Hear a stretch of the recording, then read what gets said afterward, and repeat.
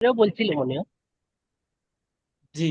জি sir. বলুন। F আ- F O N D font I হ্যাঁ, ফন্ড অফ ইউ আর আই লাইক ইউ, এটার মধ্যে মানে কি এটা কতটুকু পার্থক্য? হ্যাঁ, ওইটাও এটার সেম অর্থই দিবে, কোনো সমস্যা নেই। আই ফাউন্ড অফ ইউ, ওইটার ব্যবহার ওইটাকে জি বলা স্যার। হয় প্রেজাল ভার্ব। অর্থাৎ এখানে অফ ফোন অফ ইউ, এই ফোনটা এখানে অফ এর সাথে এটা ব্যবহৃত হয়। ওকে, আর যেরকম হলো ওয়ান্ট ধন্যবাদ। মানে চাওয়া, যেরকম ওয়ান্ট মানে হলো চাওয়া, আই ওয়ান্ট টু ইট, আমি জি খেতে চাই। ওয়ান্ট মানে চাওয়া, তো চাওয়া এটাকে অন্যভাবে বলা হয়, যেমন কি I would like, would like মানেও চাওয়া, আই উড লাইক টু জি ইট। স্যার, এটাও বুঝতে পেরেছি এটা। হ্যাঁ হ্যাঁ, ওইটা হলো প্রেজাল ভার্বতে আনা হয়েছে। আহ, যেরকম অনেক সময় দেখবেন যে আপনারা ভার্বের সাথে দুইটা তিনটা ওয়ার্ড বা প্রিপোজিশন যুক্ত হয়ে একটা মিনিং দেয়, তো এগুলোকে বলা হয় জি স্যার। Phrasal verb. আবার অনেক সময় দেখবেন নাউনের ক্ষেত্রেও তিনটা চারটা ওয়ার্ড ওয়ার্ড একসাথে যুক্ত হয়ে একটা অর্থ দেয়, তো জি এগুলো বলা হয় ফ্রেজাল নাউন। নাউন। জি স্যার। যে তারপরে হলো আই লাভ প্লেইং ক্রিকেট, আমি ক্রিকেট খেলা ভালোবাসি। আচ্ছা, এগুলো তো পড়া হচ্ছে, তারপরে নিচে আসুন।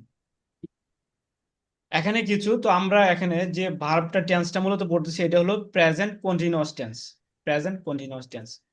তো এটা প্রত্যেকটা ভার্ব দিয়ে প্রেজেন্ট কন্টিনিউয়াস টেন্স হয় না, এগুলোর মধ্যে কিছুটা সীমাবদ্ধতা আছে। যেরকম ভার্বের ক্ষেত্রে এখানে দুইটা ভাগ করা হয়েছে, কিছু হলো অ্যাকশন ভার্ব আর কিছু হলো স্টেটিভ ভার্ব। তো অ্যাকশন ভার্ব বলতে যেগুলো শারীরিক, ভার্বের মধ্যে শারীরিক নড়াচড়া পাওয়া যায় সেগুলোকে স্বাভাবিকভাবে অ্যাকশন ভার্ব বলে। আর স্টেটিভ ভার্ব বলতে ধরেন যে সমস্ত ভার্ব আপনার আবেগ অনুভূতি বিশ্বাসের সাথে সম্পৃক্ত সেগুলোকে বলা হয় স্টেটিভ ভার্ব। যেমন আবেগ অনুভূতি, এসটিটিভ। যেমন আবেগ অনুভূতি বিশ্বাস, যেমন আই ওয়ান্ট চাওয়া, তারপর লাভ ভালোবাসা, লাইক পছন্দ করা, এই যে ইত্যাদি, এই সমস্ত ভার্বকে বলা হয় স্টেটিভ ভার্ব। আপনাদের বিষয়গুলো আরো ক্লিয়ার হয়ে যাবে। তো যে সকল ভার্বে শারীরিক নড়াচড়া পাওয়া যায় সেগুলোকে অ্যাকশন ভার্ব বলে। আর যে সকল ভার্বে শারীরিক নড়াচড়া পাওয়া যায় না, বরং ভার্বগুলো অনুভূতি ও বিশ্বাসের সাথে সম্পৃক্ত হয়, সেগুলোকে জি। তো এখানে কিছু জি ভার্ব আনা হয়েছে অ্যাকশন ভার্বে, যেমন রান দৌড়ানো, ওয়াক হাঁটা, গো যাওয়া, খাম আসা, ইট খাওয়া, ড্রিঙ্ক পান করা, প্লে খেলা। তারপর ডান পাশে যেগুলো আছে, লাইক পছন্দ করা, লাভ ভালোবাসা, হেট ঘৃণা করা, বিলিভ বিশ্বাস করা, ফিল অনুভব করা, আন্ডারস্ট্যান্ড বুঝা, ওয়ান্ট চাওয়া, এই যে এখানে যেগুলো আছে এগুলো হলো স্টেটিভ ভার্ব। হ্যাঁ, তো জি স্যার। স্টেটিভ ভার্ব যেগুলো আছে এগুলো দিয়ে প্রেজেন্ট কন্টিনিউয়াস টেন্স হয় না। যেরকম কি G I am I am liking, আমি পছন্দ করছি, এরকম কোনো সময় হবে না। I am loving, I am hating, G sir. করছি, আই এম বিলিভিং, আমি বিশ্বাস করছি, এরকম কোনো সময় হবে না। তো এখন জি প্রশ্ন স্যার। করে, তা আচ্ছা ঠিক আছে, তো প্রেজেন্ট কন্টিনিউয়াস টেন্স এই সমস্ত ভার্ব দিয়ে বানানো যায় না, কিন্তু যখন প্রেজেন্ট কন্টিনিউয়াস টেন্সের অর্থ নেওয়ার যখন প্রয়োজন মনে করব, তখন আমরা প্রেজেন্ট কন্টিনিউয়াস টেন্সটা কিভাবে বানাইবো। তো সেই ক্ষেত্রে হলো প্রেজেন্ট ইনডিফিনিট যে টেন্সটা আছে, প্রেজেন্ট ইনডিফিনিট, যেরকম আই লাইক আমি পছন্দ করি, আই লাইক ইউ আমি তোমাকে পছন্দ করি। তো প্রেজেন্ট ইনডিফিনিট টেন্সকেই আমরা সিচুয়েশন অনুযায়ী আমরা কখনো প্রেজেন্ট কন্টিনিউয়াস টেন্সের অর্থে নিব ব্যবহার করব, আবার কখনো প্রেজেন্ট ইনডিফিনিট টেন্সে আমরা ব্যবহার করবো, এতে কোনো সমস্যা নেই। বাক্যের আগে পরে দেখি আমরা বুঝে নিব আসলে এটা কি জি প্রেজেন্ট স্যার, কোনটা করে? কোনটা ব্যবহার, কোন অর্থে এখানে বাক্যটাকে ব্যবহার করা হচ্ছে। জি। এখানে খেয়াল করুন, স্টেটিভ দিয়ে কন্টিনিউয়াস বা চলমান টেন্স বানানো যায় না। যেমন I am running, I am walking, I am eating, I am drinking, I am reading, I am writing. তারপরে ডান পাশে দেওয়া আছে হলো আই হেট ইউ, আমি তোমাকে ঘৃণা করি বা ঘৃণা করছি, দুটো অর্থে নিয়ে নেওয়া যাবে, কোনো সমস্যা নেই। আই লাইক ইউ, আমি জি। তোমাকে পছন্দ করি বা তোমাকে পছন্দ করছি। আই লাভ ইউ, এটি কন্টিনিউয়াস হবে না আর কি স্যার? হ্যাঁ এগুলো কন্টিনিউয়াস হবে না, এই সমস্ত জি স্যার। ভার্বের শেষে আইএনজি যুক্ত হবে না। হুম। হবে না, হ্যাঁ। তারপরে খেয়াল করুন, স্টেটিভ ভার্বের ক্ষেত্রে সিম্পল সাধারণ টেন্স গুলোই কন্টিনিউয়াস চলমান টেন্সের অর্থ প্রদান করবে। যেরকম আই বিলিভ, আমি তোমাকে বিশ্বাস করি অর্থ বলতে পারেন, অথবা আমি তোমাকে বিশ্বাস করছি। আই ওয়ান্ট ইট, আমি চাই, আমি এটা চাই, অথবা আমি এটা চাচ্ছি, কন্টিনিউয়াস এর অর্থ। I G sir. Don't understand it, আমি এটা বুঝি না অথবা বুঝতেছি না, দুটো অর্থ ইউজ করতে পারেন, কোনো সমস্যা নেই।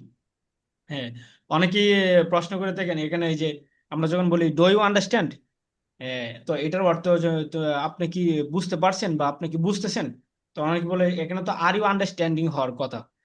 হিসাব অনুযায়ী এখানে গ্রামাটিক্যাল অনুযায়ী নিয়ম অনুযায়ী আর ইউ আন্ডারস্ট্যান্ডিং হওয়ারই কথা, কিন্তু এখানে হবে না, এই যে এইটার কারণে। ডো হবে।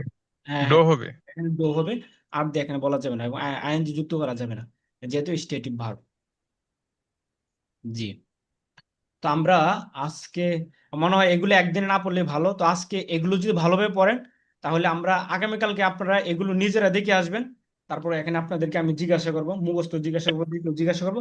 তারপর সামনের থেকে ওই এই ইয়াটা মানে ট্রান্সলেশন টেস্ট এবং সামনের শীটের যে প্রথম বেসিক যে নিয়মগুলো আছে সেগুলো, এভাবে আমরা এখন পড়বো। একদিনে এক শীট ফুলটা না পড়ে হাফ একান্তে পড়বো এই শীট থেকে, আর হাফ পড়বো আরেক শীট থেকে। তাহলে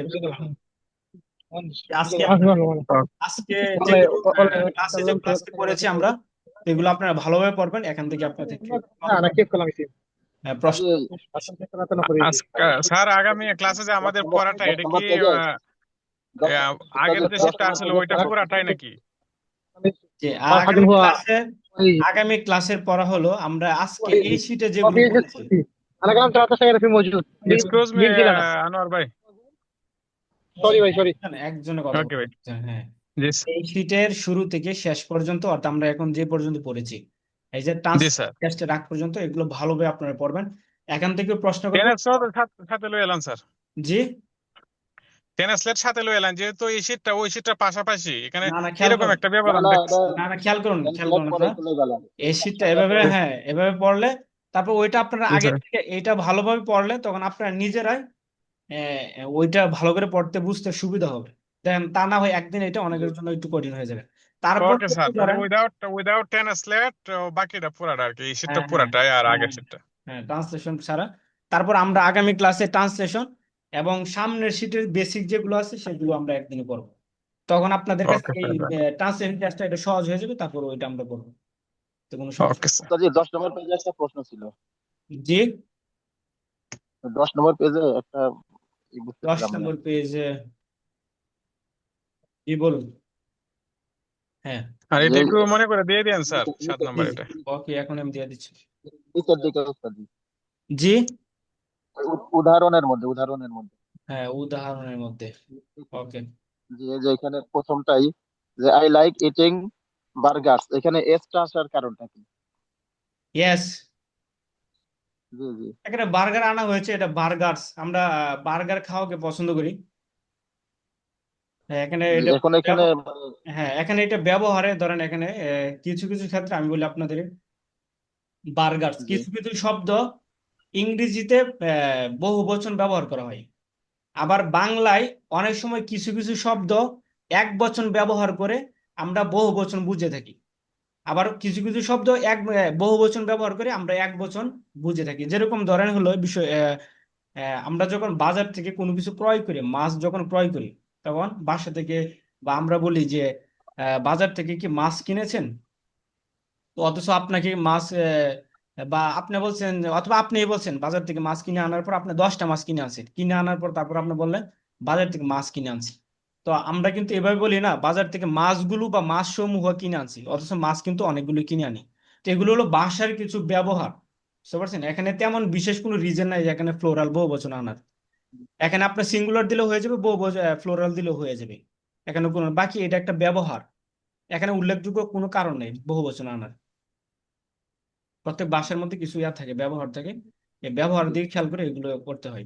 মানে ওটা আবার ওই রং করা তো লাল, হ্যাঁ হ্যাঁ, বুঝতে পারছি, এরকম জি আর কি। ওটা রেড কালার করা, তো এই কারণে হলো মানে আমি বুঝতে পারছি।